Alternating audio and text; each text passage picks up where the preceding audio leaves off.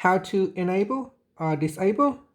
Require swipe to call an emergency number on the Samsung Galaxy S24 series.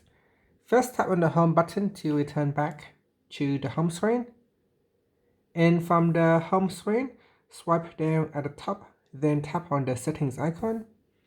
Next, we scroll down, then tap on safety and emergency. In here, tap on emergency SOS, and then tap on require swipe to call.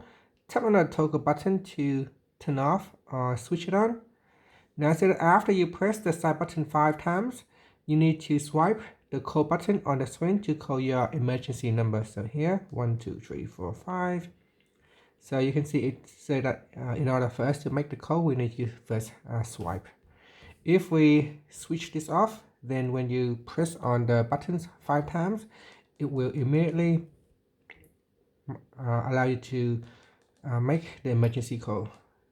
Now you have to be fairly fast to do this.